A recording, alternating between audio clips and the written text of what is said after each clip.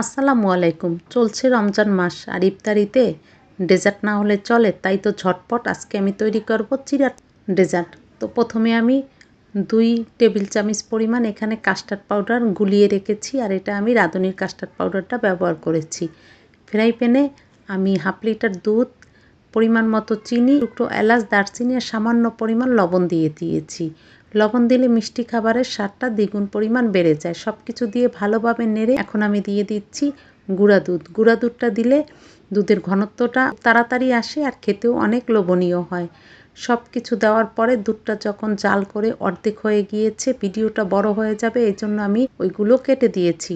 যখন দুধটা অর্ধেক হয়ে গিয়েছে তখন আমি গুলে রাখা সেই কাস্টার্ড পাউডার দিয়ে দিয়েছি। কাস্টার্ড পাউডার দিয়ে ভালোভাবে নেড়ে উপরে থেকে আমি এলাচি দারচিনিগুলো ফেলে দিব, কারণ খাবারের মধ্যে যখন গরম মশলা পড়ে তখন কিন্তু আর ভালো লাগে না।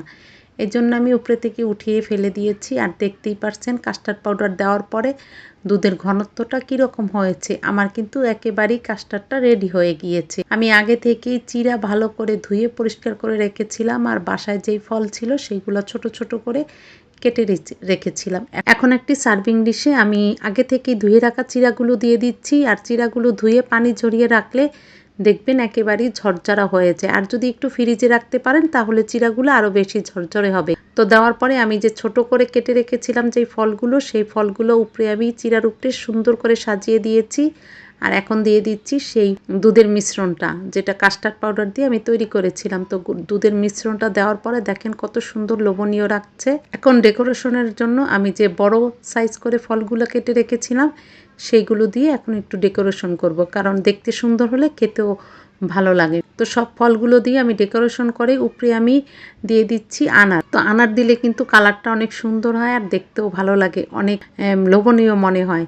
তো যারা ইউটিউব থেকে দেখছেন অবশ্যই আমার চ্যানেলটি সাবস্ক্রাইব করবেন। যারা ফেসবুক থেকে দেখছেন ভালো লাগলে আমার পেজটি ফলো দিতে পারেন। আমার চিড়ার ডেজার্ট কিন্তু একেবারেই রেডি হয়ে গিয়েছে। এখন আমি রেখে দিয়েছিলাম 2 ঘন্টার জন্য ফ্রিজে। আপনারা চাইলে আরও বেশি সময় ধরেও ফ্রিজে রাখতে পারেন, আবার চাইলে নর্মালেও খেতে পারেন। তো দেখতেই পারছেন এটা কতটা লোভনীয় হয়েছে।